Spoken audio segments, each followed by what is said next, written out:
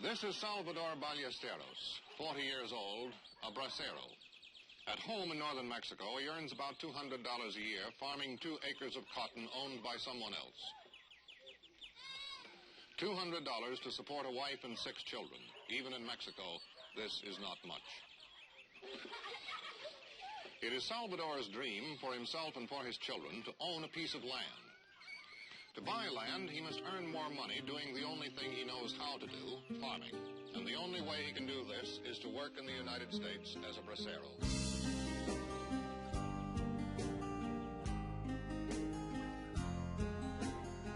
It began in 1942, just as preparations for war were gearing up and a manpower shortage was declared. A bunch of administrative agencies came together, met independently, and hammered out some agreements with Mexican officials. The workers not involved, to bring workers because of the war effort. Well, we never got rid of the program until 1964. The war ended and they continued bringing in as many as 500,000. Depressed the wages, kept the unions out. And what I'm saying is that this is what they do, and they're very good at it. There may have been a shortage during World War II because you can understand logically that there might be. There are also strikes going on and unions being formed and other reasons why growers might want to have a bracero workforce. En California hubo una lucha de trabajadores agrícolas. Esa fue una lucha que no surgió en los 60s. Una lucha histórica que venía desde los 30, desde los 20s, toda una lucha que venía acumulándose. En la etapa más difícil de esa lucha fue el programa Bracero, porque entonces no prosperaban las huelgas, no había forma de sindicalización. They've been able to maintain what they call a surplus labor pool, more workers than jobs.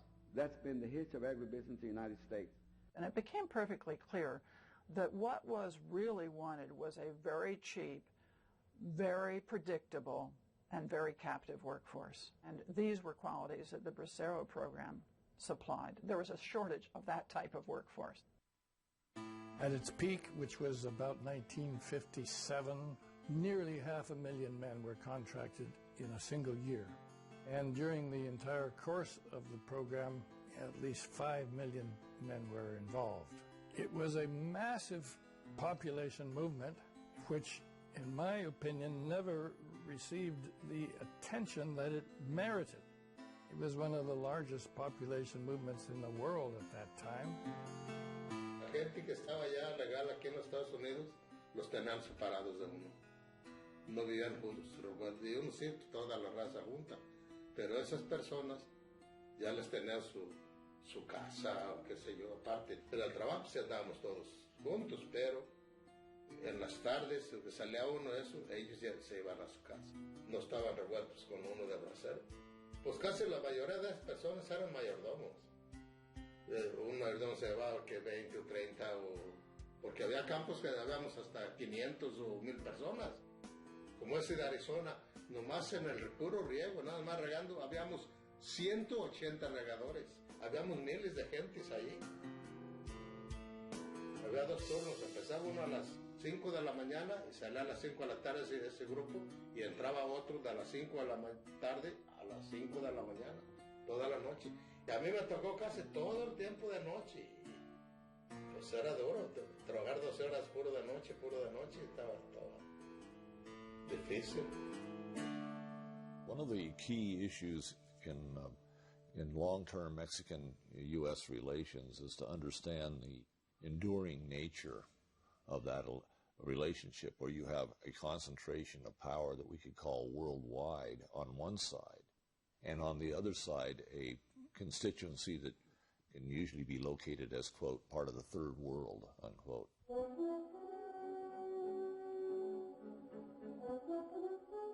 Farming is America's biggest industry. All such farm jobs which are tough, dirty, or unpleasant are generally referred to as stoop labor. It isn't easy to find men willing to take on such undesirable kinds of work. Understandably, then, the American farm labor supply falls short and is supplemented by Mexican citizens, braceros. In Spanish, braceros means a man who works with arms and hands. But in American lingo, they are called lifesavers.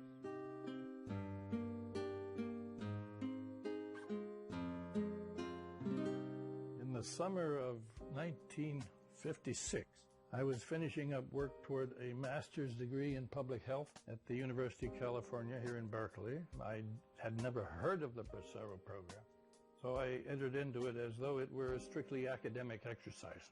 The idea was that I would have interviewers at the reception center in El Centro, California, through which all of the Braceros entering the western states had to pass.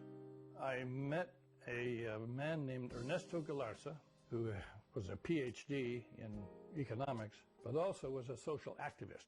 In fact, he was the national secretary of the Agricultural Workers Union at that time, long before anybody had heard of Cesar Chavez.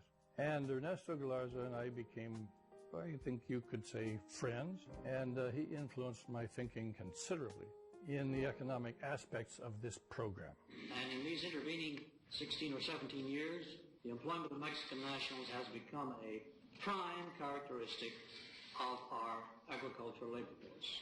Last year, in some crops, over 95% of the work was done by Mexican nationals. And the overall situation in California is reflected in this figure. When word came down that there was this program in which they might be able to earn 2, 3, 4, 10 times as much as they ever had before in their lives, enough to support their families, maybe enough to buy a little more land and some farm animals and equipment, who knows what. And men were greatly attracted by this possibility. Desde 1942 hasta 1964, mucha gente de nuestras comunidades, muchos campesinos tuvieron que irse de braceros a los Estados Unidos. Y uno dice, bueno, ¿por qué fue? Porque vivíamos en un rancho muy pobre. No había en donde comprar ni con qué comprar. Todo el tiempo fue un dolor hasta que no mandaba dinero para poder comer. Mandaba 2 veces nada más y ya se iba él porque pues no teníamos. They had to get on a list to begin the whole process. La primera vez que vine yo de bracero, hubo lista de la presidencia municipal. Iba uno a la presidencia, nos llamaban y ahí nos ponían una lista. And to get on the list, they had to pay somebody a little gratuity, or mordida, as they say. Les cobraban por darles el contrato. Se necesitan cobrar $1,000 para darles al que le daban esa oportunidad y era todo. Era mucho dinero. Para mí se me hacía mucho. Ellos creían que venían a recoger el dinero con la escoba. Sí, y les salió sello.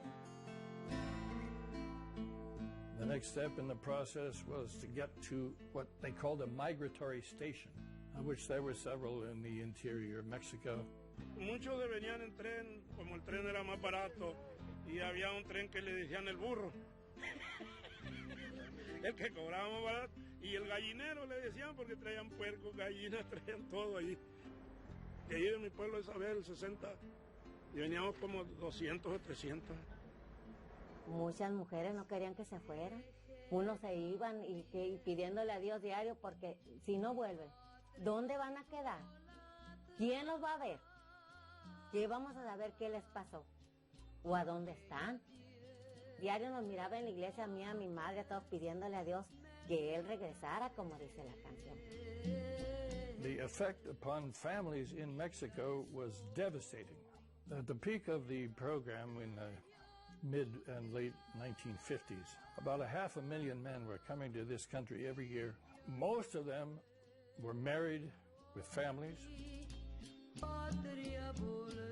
Cuando yo todavía no salía, había veces que salían 100 jóvenes y casados, tocaban las golondrinas y todo, pues sí, la mayoría de la gente se quedaba llorando, se quedaba el pueblo muy solo. Nos sentíamos muy tristes y solas porque nos quedábamos con 5 o 6 de familia. Y pues así nos la pasamos la mayoría de gente aquí en Empalme, quedamos solas porque mis maridos se nos fueron, ¿no? Y seguimos trabajando nosotros, yo con mis hijos El trabajar con ellos, a educarlos, mandarlos a la escuela, sola. Era muy duro para nosotros. Yo estaba muy joven todavía, porque tenía más que 24 años, y tenía 4 niños.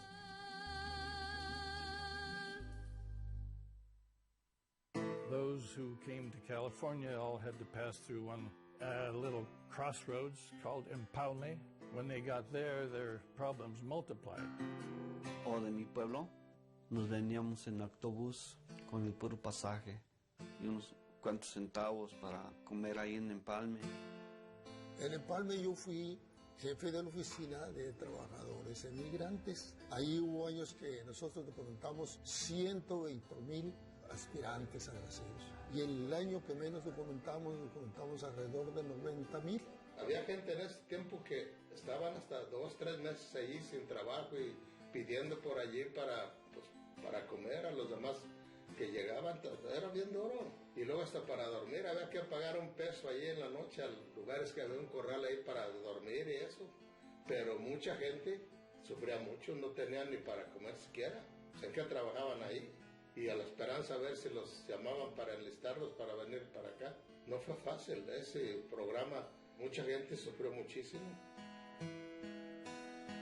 Venía uno con las esperanzas de que si llegaba en Empalme uno, a los 2, 3 días iba a pasar uno. Pero yo siempre duraba hasta 2 semanas ahí y con 60 pesos pues no se iban. Que yo miraba a mucha gente ahí que ya tenía tiempo, todos rompidos, todos mugrosos, pidiendo que comer. Era triste. Muchos que decían que si les daban uno, un 5, un 10, para ir a comprar una tortilla en que sea, o poderse regresar. Se miraban muchas cosas muy mal. Muchos pobres pues ya andaban apenas y por allí buscaban, pedían algo, $1, $2 para comer. Me tocó ver gente comer cáscaras de plátano, de sandía y bueno, hasta periódicos, mire yo que comían y no, era duro eso, ahí fue serio la cosa. Yo en Empalme 3 días me aventé sin comer nada, pura agua. Y de allí nos fuimos a Guaymas a cargar vacas de algodón. Y nos pagaban cualquier cosa y me compré una sardina y me la comí toda. No, pues me sentí tan malo que ya me andaba. Era muy duro la vida. Muy trabajoso. Llegamos a tener allí en Empalme 15,000 trabajadores y no teníamos pedido más que por 2,000. De hecho, nos estaban sobrando 13,000 que los teníamos amparados. Era por su cuenta que tenía que estar ahí esperando. Ahí no podía en ese aspecto intervenir el gobierno federal ni nada. Ellos tenían que sostenerse allí por sus propios medios para esperar a que les fueran llamados, ¿sí?, para enlistarlos para que se fueran. Lo llamaban a uno por micrófono, pues ya se arrimaba uno. Corre uno, lleva uno sus documentos, su cartilla, entra uno corriendo porque a uno le da gusto que ya le hablaron. Pero primero había examen médico, chequearle uno el corazón, la presión, mirar las manos a ver si tenía manos de trabajador. Si no les miraban callos a uno o las manos maltratadas, no lo pasaban. Lo semblanteaban a uno para ver qué reacciones tenía uno cuando lo miraban. No terminaba lo que le estoy diciendo yo. Después de esos, luego, levanta la mano izquierda, pero rápido para arriba. La derecha, arriba. A un lado, a otro, ahora. Las piernas, tienes que 6, 7, 8, 9, 10 veces diariamente que te pegue el talón acá. A ver si no vas fallo de las piernas, así. Y afortunadamente hubo muchos jóvenes que se fueron, muy jóvenes, de 17, 16 años se fueron, porque eran gente joven, gente de campo que sí se los llevaban porque reunían las cualidades que querían ellos, ¿no? Tenían callos en las manos, era gente muy trabajadora, fuerte, y eso sí se la llevaban. If they passed all of those, they were put on to a boxcar, characteristically. That was the means of transportation from there to the border of the United States. echaron en los trenes donde cargan las vacas y estaban mojadas todas las tablas abajo del piso, todas mojadas, las mojaron con mangueras, como que las lavaron, como que traían ahí ganado y luego las lavaron y así mojados no nos podíamos sentar, no habíamos sentarnos, íbamos parados todos así, alrededor del carro, del vagón del tren, así parados, así. Cuando ya agarramos los furgones hay que comprar los periódicos y en un periódico, va para abajo, en la puerta salir y hacer las aguas, asomarse uno en la puerta y hacer las aguas y todo, pero la necesidad sí, vámonos. En periódicos, hasta que llegábamos aquí. Toda la noche llegamos a Mexicali como a las 11 de la mañana. Todos ya casi nos caíamos del sueño, no podíamos dormir. From Empalme, they were brought in on a train. People would get off of the train, naturally, board a bus. And there was an opening back here where the bus would park and the people would come across. So when they got over here, they were in very dire conditions, health-wise.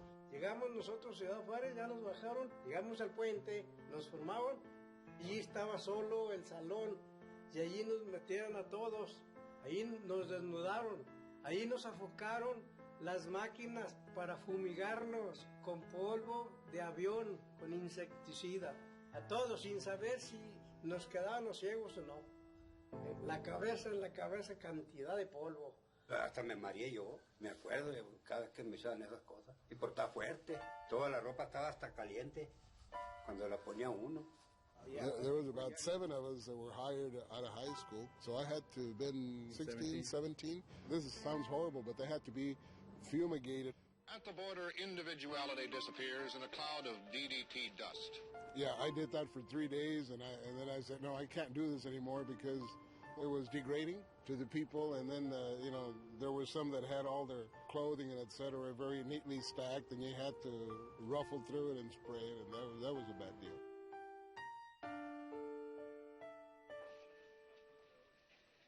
For perhaps the first time in his life, he gets a thorough physical examination, partly for his protection and partly to make sure his American employer will get his money's worth. It was very degrading. You have to remember that this is a captive group. You're going to do what you do with them, and they have no say-so. Había médicos que estos 2 dedos nos los metían en los testículos. No crea que con modo, no, así. Que había muchas gentes que se desmayaban. En piquete así, nada más. They had blood drawn.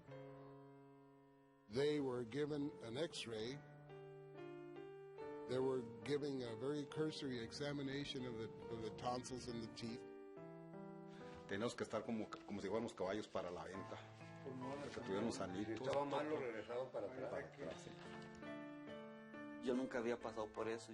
Yo estaba muy asustado, con mucha pena, ¿verdad? Que me daba a mí. Que a mí nunca me había pasado eso allá. Ni con doctor lo habíamos hecho. Y aquí fue la primera vez que me pasó eso. Y luego se enfrentaban a un sistema burocrático que ni conocían. Por eso en las micas de los braceros, cuando ve uno las fotos, decía, caray, ¿por qué ni siquiera se peinaban para retratarse? Estaban hasta asustados, ¿verdad? Le decían, Antonio, pásale para acá. Y se asomaba por la ventana, le ponían un número y lo retrataban. Y salía asustado, así cansado, hambriento.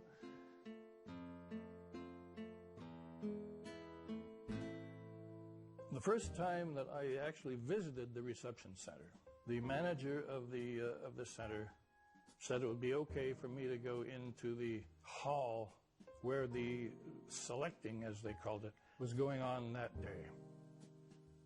The fellow representing some growers association up in Northern California was happy enough to have me stand by his side while he demonstrated the way he did his so-called selecting.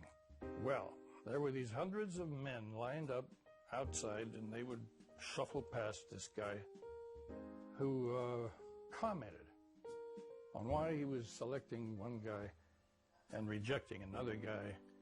And it all had to do with whether they measured up to his criteria for what he considered to be a good bracero. These had to be men who were apparently timid, docile, unlettered, impoverished.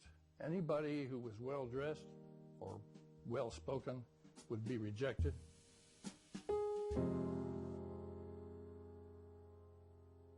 El centro de California, el Corralón, le decía, ¿no? Allí estaba toda la raza. Una comparación como si allí hubiera encerrado un montón de bueyes, por decirlo así, discúlpenme la palabra. Porque allí llegaban rancheros, ¿no? De compañías particulares, que yo quiero 18 gente, que yo quiero 20. Y pasaban de allá al Corralón. A ver. I found it unspeakably appalling. I thought that it must be something like this in the slave markets of Charleston or New Orleans or Baltimore or wherever they were selecting in those days. Dice, a unos nos humillaban muy feo. Nos veían casi como a los negros cuando los tenían de esclavos, así casi una comparación con otra. It was followed up by a standard work contract, which every bracero received in Spanish and in English. There were guarantees of quality housing, safe and comfortable transportation, insurance, both on and off the job, covering workers against injuries and illnesses. But in actual practice, almost all of these apparent protections were widely violated. Now, this program is carried out under law. In some respects, I don't know of a labor regime anywhere in the world that on paper looks more attractive. Ellos no sabían leer ni escribir, la mayoría les decían ponle el sello, no sabía lo que decía el contrato. Yo no supe ni, pues nomás que era un contrato, pues lo firmé, pero yo no lo leí a ver qué eran las cláusulas que había o algo, yo no, pues que venía uno de a tiro verde de allá, pues cuál. Pues lo que queremos es llegar a trabajar, yo nunca no leí nada. Ahora sí, fórmense, porque van a llegar los representantes de los rancheros de los pueblos para a ver qué pueblo van a escoger para ir a trabajar. De aquí de Río Vista nos sacaban en camiones, en trailers, de los marranos, de las vacas y todo, sin más nada de lona arriba, no, nada. Llovía y nosotros teníamos que apechugar con lo que traíamos. It's my deliberate conclusion that just as this labor program, reinforced by this gilt-edged guarantee of a treaty and a labor contract, is the most hypocritical fraud perpetrated on workers anywhere in the Western world. Sí, yo fui al Valle Imperial, al Betabel. Nos levantaban como a las 4 de la mañana a almorzar. Luego llegaba un troque y nos llevaban al fil a trabajar. Nos ponían un bote de agua así en la orilla del fil y otro a la otra orilla. Y hasta que no salíamos no podíamos tomar agua. Y si nos parábamos, luego nos gritaban que nos agacháramos.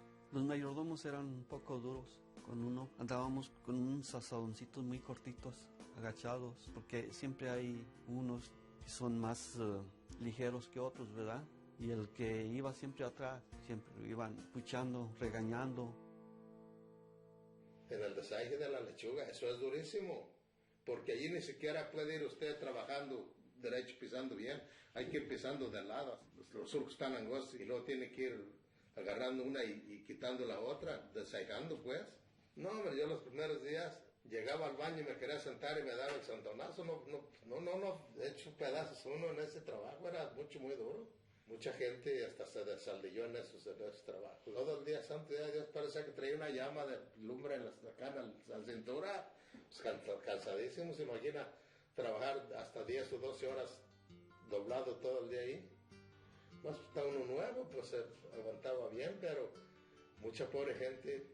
Yo llegué a ver en la pizca del algodón gente que en el tiempo del calor, como ahí en Arizona, que se caía aventando espuma saliva por la boca, deshidratados. Y luego que no podía uno tomar agua y los surcos eran muy largos para salir. Y de aquí a que salía uno casi mareándose por el calor. Ahí en Valle Imperial, sí.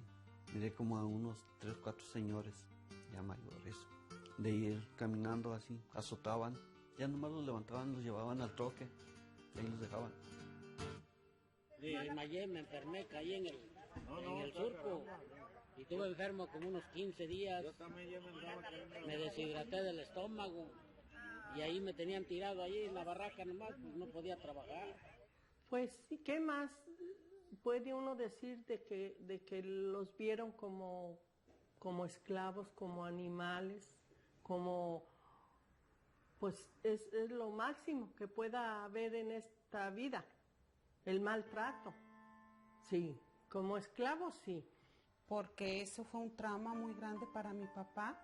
Nos salíamos los dos, me enseñaba todo donde él había pescado, algodón, todo. Y me decía, ay, mi hija, aquí pasé mis peores días. Qué matadas nos daban.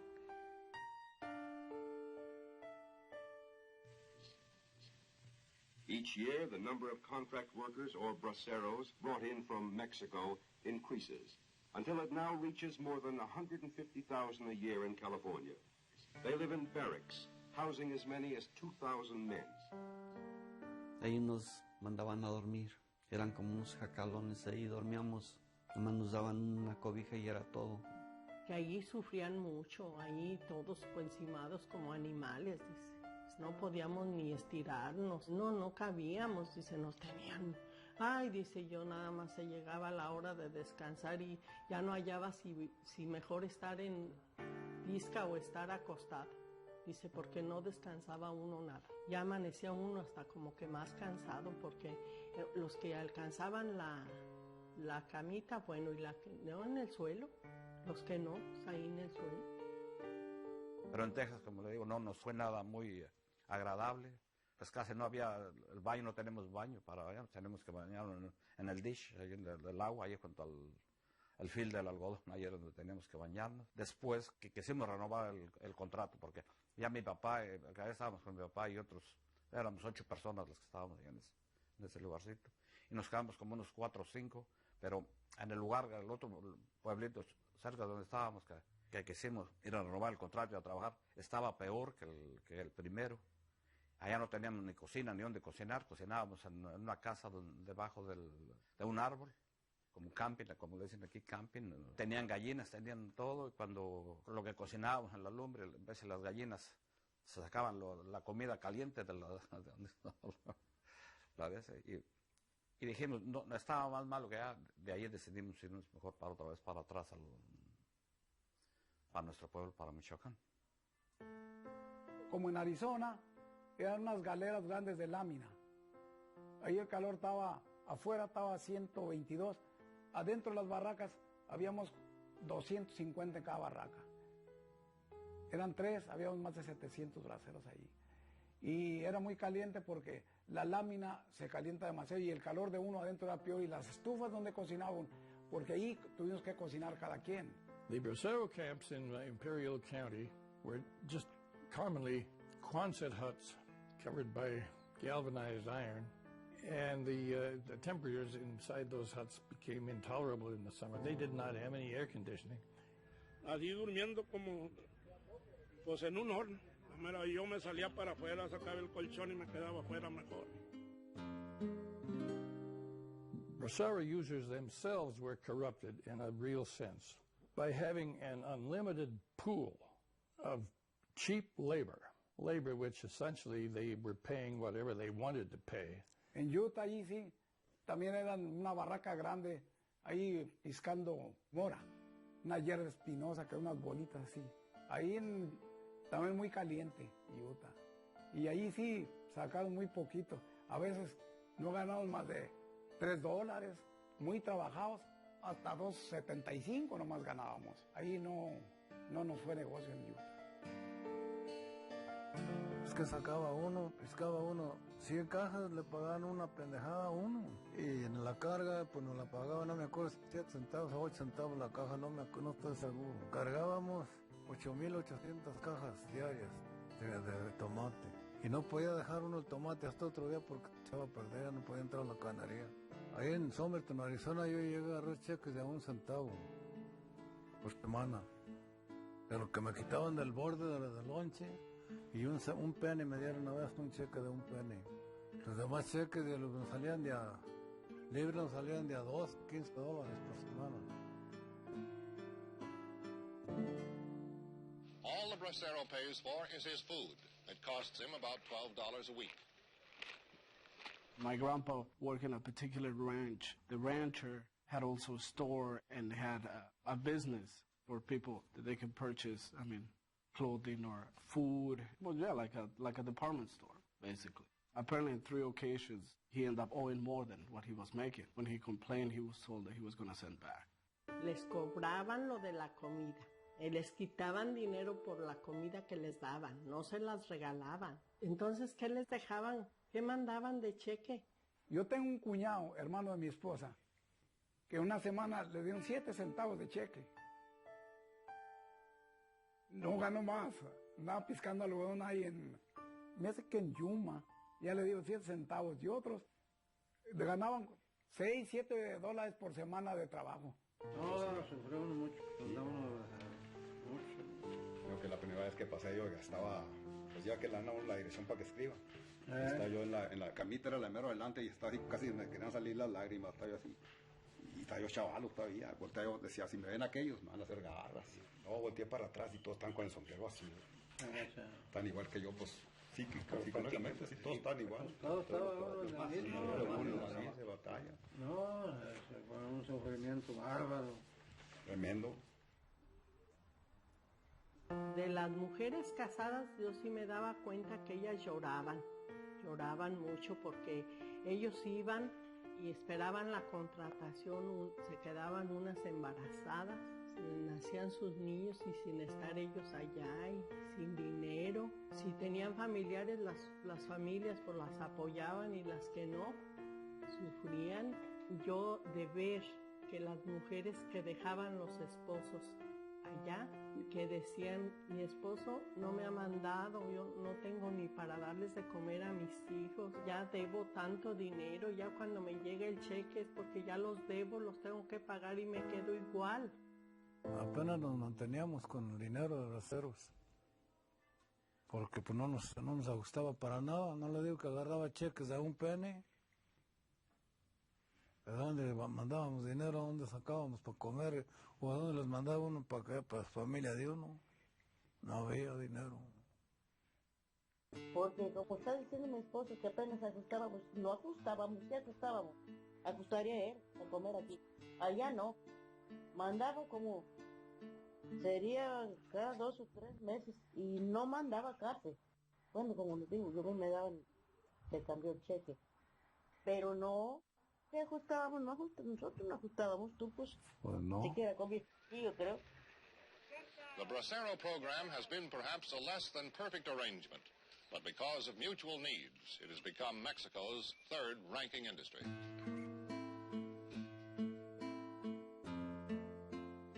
Porque uno sabe que sale uno de casa, menos no sabe si regresa. Eso es lo que yo me hacía, cargos. Yo me venía de comer y dejar a los chiquitos, a mis hijos, y venirme a sufrir y ir sufriendo allá también. Pues mucho pesar. Imagínense si estaba recién casada y luego, pues no sé, tendríamos que unos 6 meses o 7 de casados, yo creo, luego mi hijo recién nacido. Sentí mucho pesar, mucho. Y luego, todo el tiempo, ya no estaba, yo sentí mi corazón como apachurra. Bueno, así como que me premié algo. No me sentía nada de bien. Today, agriculture is the #1 industry in California, a business grossing over $3 billion a year, single crops in endless abundance. Gradually, American workers were driven out, and in many crops in the Southwest, the entire labor force began to consist of braceros. But once the bracero program got rolling in the early 1950s, despite Ernesto Galarza's best efforts, and he broke his heart in the effort, I don't think there was ever a successful strike. It's no coincidence that Cesar Chavez did not begin to achieve any successes until after the program was abolished in 1964. By the terms of the international agreement, braceros were denied the right to join a union, negotiate over wages, or to strike. Braceros who protested were returned to Mexico. Growers forced braceros to serve as strikebreakers when domestic workers went on strike. I personally was involved in one example of this in the Imperial Valley. The Agricultural Workers Organizing Committee, in collaboration with the United Packing House Workers, tried to get back the jobs that had formerly been filled by packing house workers in the winter lettuce harvest of Imperial County. The Bracero program was used as a labor-busting device, pure and simple. The very existence of the program on the books was the most ingenious anti-labor device ever concocted by the mind of man. Because naturally, growers were not going to go out and try to recruit domestic workers, as long as they knew that if they didn't get workers from any other source, the government would provide them at their doorsteps.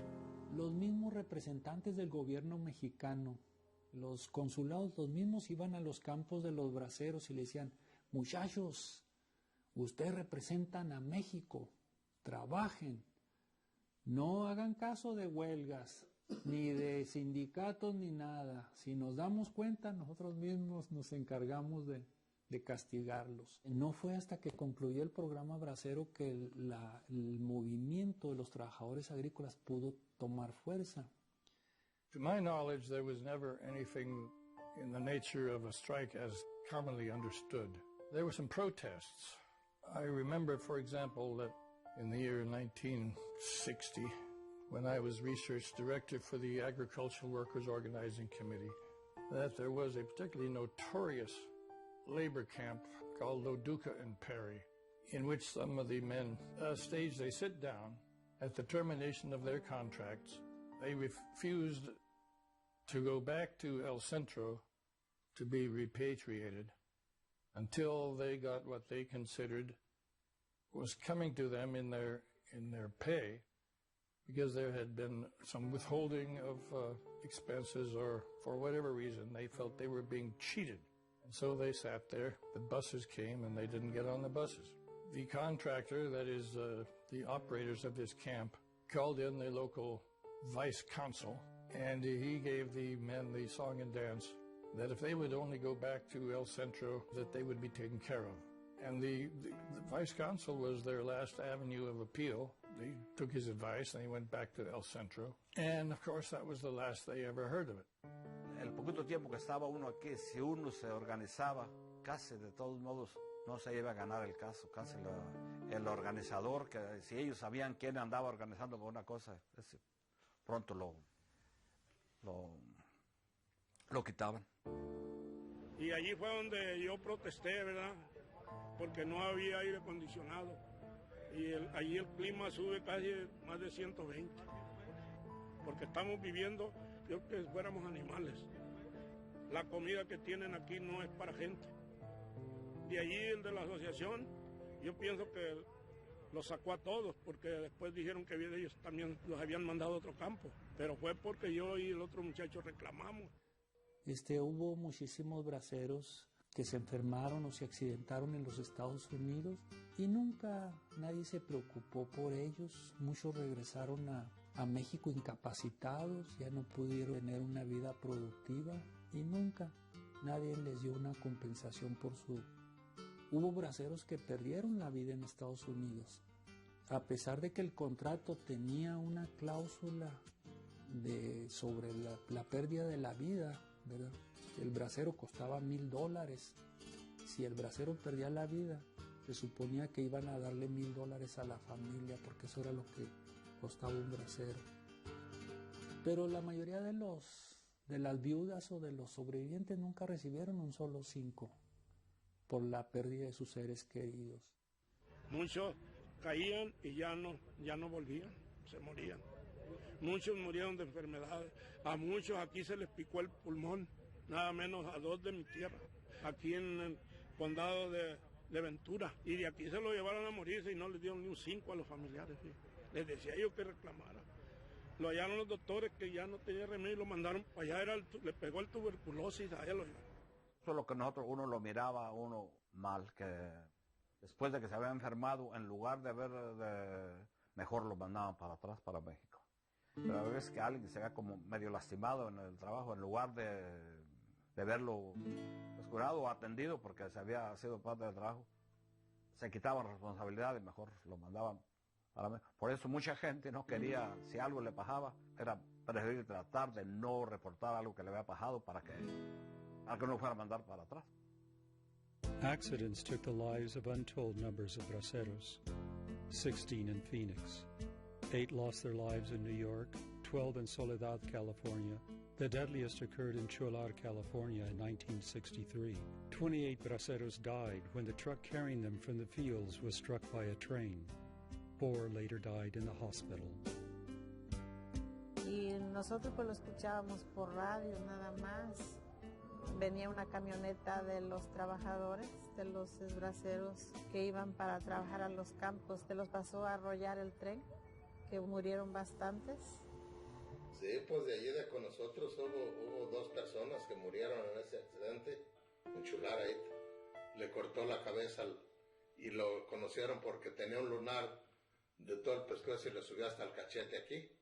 Entonces, por eso supieron que la cabeza era de él, porque se la hallaron en un fil.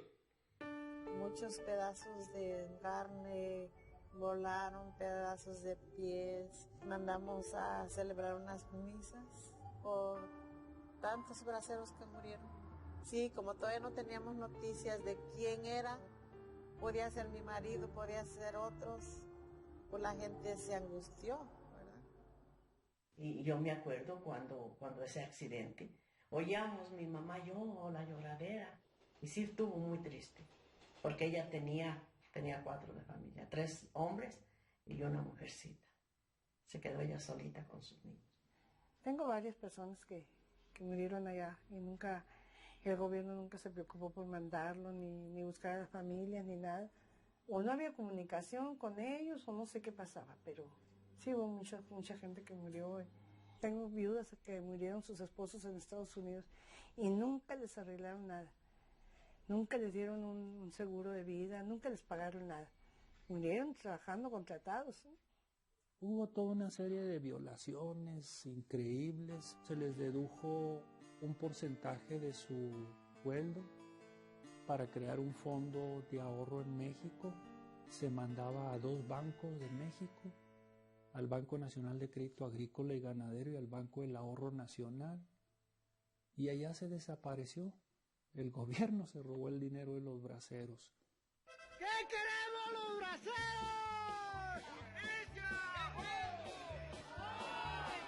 Con ánimo, señores, con ánimo, no tengan miedo. Braceros unidos jamás serán vencidos. El pueblo unido jamás será vencido.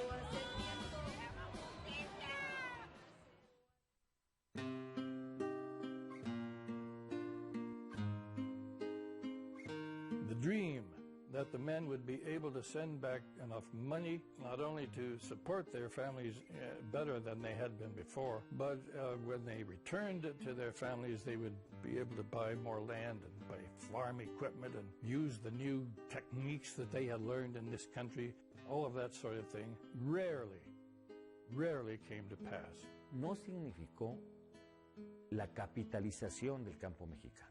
No significó el fin de la pobreza en el campo mexicano. Significó únicamente un mantener las cosas como estaban para que no hubiera una rebelión. Antes, en México, la cuota de trabajo, la cuota de sudor, sangre y lágrimas de los campesinos mexicanos nunca se les ha retribuido. No se las ha pagado. Que el programa Bracero fue la violación más grande de los derechos humanos que haya existido en toda la historia de los Estados Unidos, de la relación, con excepción de la esclavitud. A century of Mexican migration cannot be explained apart from the role played by American corporations. There is no better example of this than the Bracero program, a migration of labor designed by the largest agricultural interests. Cuando se crea un programa de trabajadores huéspedes como lo que ocurrió durante el programa Bracero, también paralelo a eso se crea una fuerza laboral sin documentos. Después que se acabó el programa de Braceros, nos seguimos viniendo otros compañeros y yo pues a la aventura, pues a buscar la vida otra vez aquí, a los Estados Unidos. Ahí así duramos muchísimos años, yendo y viniendo. Se quedaban las mujeres otra vez solas allá, esta mujer sola con sus muchachitos. Todos los hombres se siguieron viniendo igual, no más solos en las mujeres, ellos brincándose la cerca, pero ellos siguieron viniendo igual. Igual como venían cuando eran braceros, que venían contratados, igual siguieron viniendo. Ellos no los detuvo que ya no hubiera contrataciones.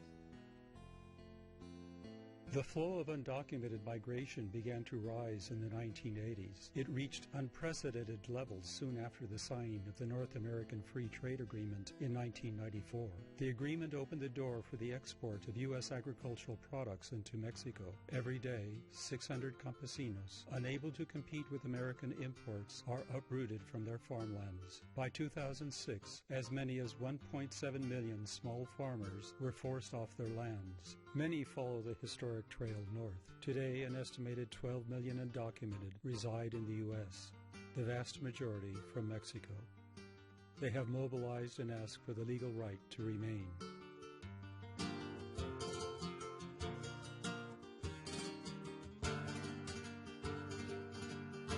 Y ahora que está nuestra economía ya peor, y dicen que hay tiempos, tal vez en este sexenio va a estar peor. Tal vez se venga toda la gente, porque se va a acabar la agricultura, se va a acabar la ganadería, porque todo lo van a exportar de aquí o de otros países. ¿Cómo la ve? Por eso es que están peleando allá en Oaxaca y en otras partes, porque no se acabe la agricultura. Es de los gobernantes que hay allá con nosotros.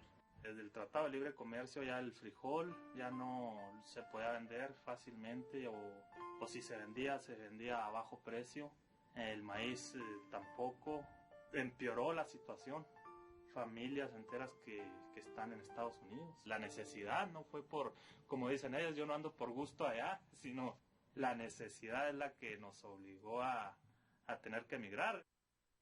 Después del NAFTA, en México, ya no producimos la mayor parte de los alimentos que comemos.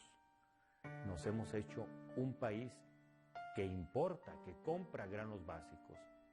Las exportaciones norteamericanas a precio dumping han estado desplazando, haciendo a un lado a la producción nacional. Corn producers in the United States receive U.S. government subsidies. They then export the corn to Mexico at a price the Mexican campesino can't compete with if he wants to survive. Then the migration begins. Vienen porque no pueden sobrevivir en sus tierras. Y vienen además porque el programa Bracero estableció esa dependencia de los campesinos mexicanos en laborar en Estados Unidos. Por cada container de 30 toneladas métricas de maíz que Estados Unidos envía a México, nosotros les enviamos 2 campesinos indocumentados buscando trabajo hacia los Estados Unidos. So it's interesting to me that all of a sudden, starting just a few years ago, some members of Congress and policymakers and President Bush has proposed a new guest worker program as a solution for undocumented immigration. To secure our border, we're doubling the size of the Border Patrol and funding new infrastructure and technology. Yet even with all these steps, we cannot fully secure the border unless we take pressure off the border. And that requires a temporary worker program. The temporary worker proposal, supported by both parties, remains on the political agenda of the Obama administration. The demographics of America indicate that we need more workers in the United States rather than less, especially for the future.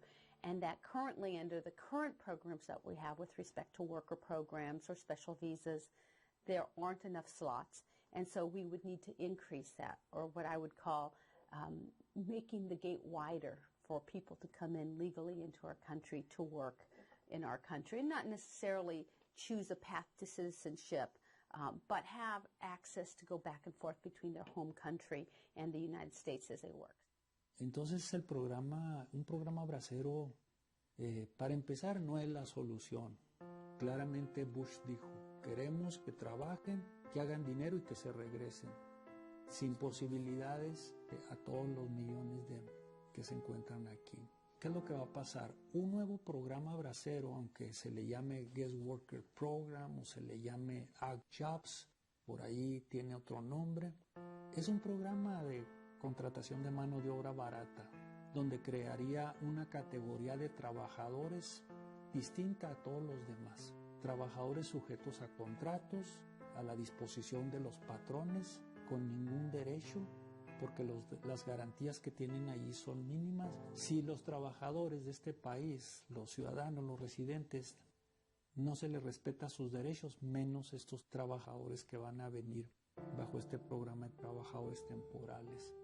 Whenever you have any type of a guest worker program, whether it's the one that we have right now or the one they're proposed, is having a second tier to the workforce. It's having people that are here legally, but they're at the needs of the employers. And whenever you legalize that, then you end up with problems, like what happened to my grandpa.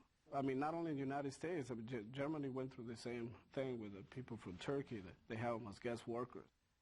It just doesn't work. It creates for a second society, and it's possibly a legitimate society, but still the abuses don't stop, and in some cases I think it creates more abuses, and I think it's wrong. I'm proud that my union is against that, and it's the right thing to do, because a worker should be a worker, and shouldn't be any distinction.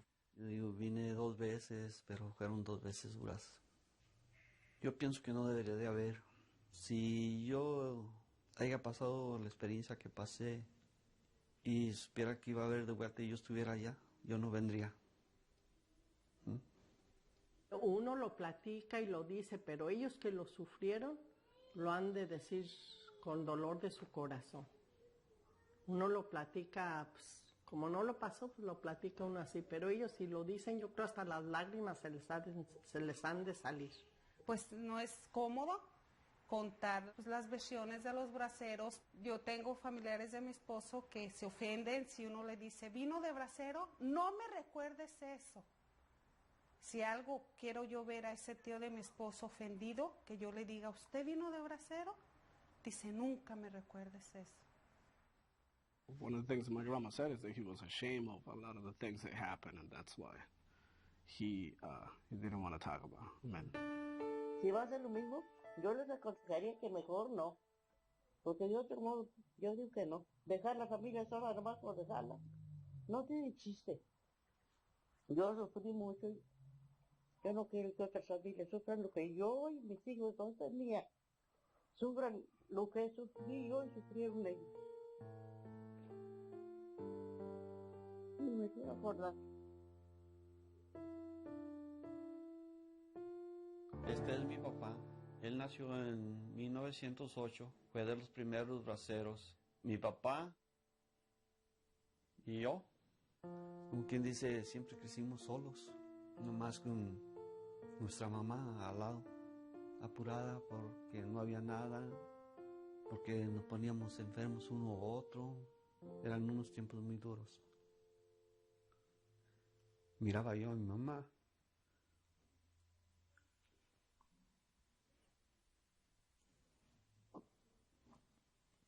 Que lloraba mucho. Son cosas muy tristes. Es un sufrimiento.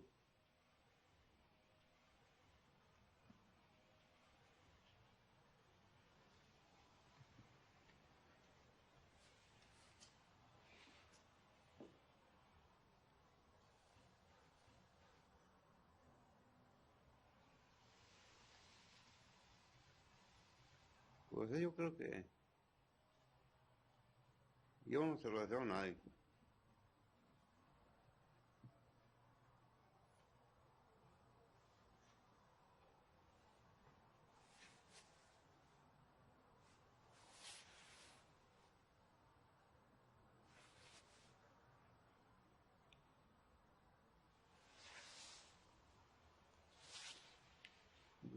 De mi parte es todo lo que les puedo decir.